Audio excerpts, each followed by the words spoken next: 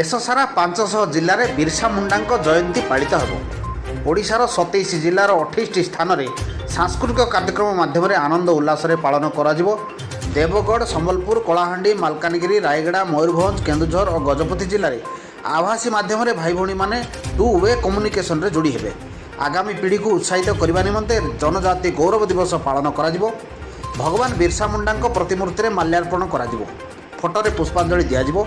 यह सहित अंचल थिबा महापुरुषों प्रतिमारे माल्यार्पण सह सेमानक परिवार वर्गों को सम्मानित करा जिवा। प्रत्येक मंडल, जिला और प्रदेश स्तर में जनजाति समाज रे प्रबुद्ध जन विशिष्ट व्यक्ति प्रभावी व्यक्ति को सम्मानित करा जिवो।